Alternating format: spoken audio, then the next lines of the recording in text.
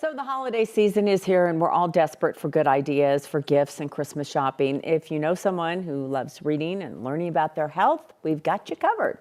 Today, our medical expert, Dr. Payal Kohli, is here talking about fitness trackers and glucose monitors. They may be a really good gift, and I hadn't thought about this. Now, some of them can be really expensive, but the ring that I'm wearing, and I should just say this right off the bat, I'm no part of the company, don't get paid by them.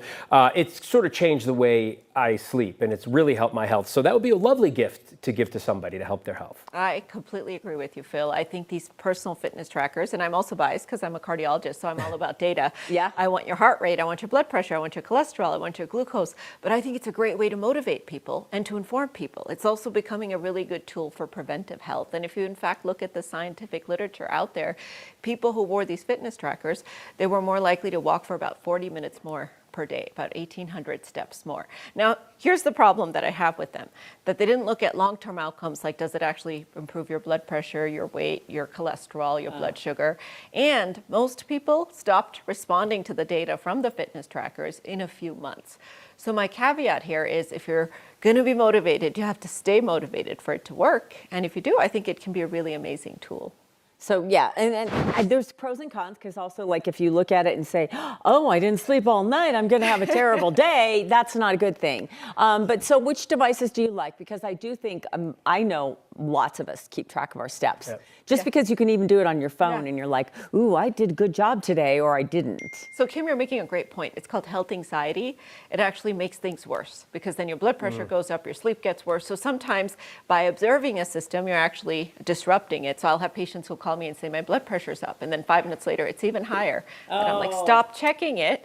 And that's my intervention. Because you're stressing out. Yeah, so you have to make sure if you're buying it as a gift that it's the right type of person. It's the person who's going to thrive on the data like you, Phil, as opposed to somebody who'll say, oh my gosh, I didn't sleep last night, my day is over today. Right type of person and right type of tracker, right? Because we were talking just before the segment, and you had tried one out, and you didn't love it because you have to wear it all the time, and if you're not used to sleeping with a watch on or a ring on or something like that. So you kind of have to know if someone's willing to wear a watch, willing to wear a ring. It is intrusive. I mean, it's part of your everyday, and you have to get used to wearing it. And you had asked him about the types. There are 4 pillars of health, and I want you to think about those 4 pillars and then think about your audience and which one you're trying to target. So the most common one is the fitness pillar, is the movement pillar, right?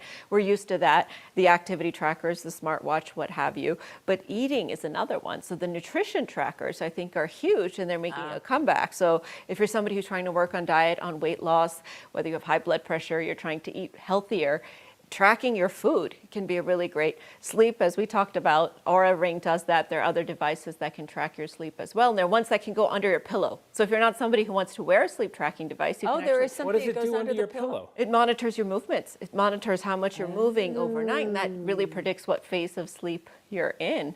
It also monitors snoring. It doesn't monitor oxygen, obviously, because it's not connected to you, but it monitors the volume of snoring and how long at night you were snoring, which can obviously be a sign of disease as well. And then stress is the last one.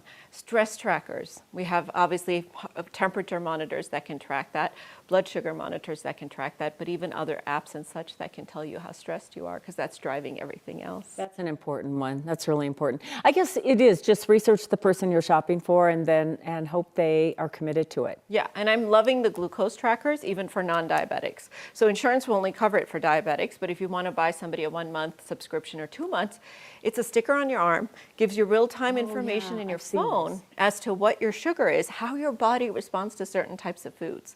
So I had a patient, for example, who was eating oatmeal and bananas every morning because he thought it was healthy, and his sugar was spiking way up from it because of the way his body processed the oatmeal. So know your audience, obviously know your targets and goals. What is it that you're trying to get them to achieve? And then know how they're going to do it. So, and also, of course, know if somebody's going to be offended by you giving them a fitness That's tracker. the thing. Like, why are you giving this to me? Oh, just want you to What be does healthy. that That's all. mean? Thank you, Dr. Kohli.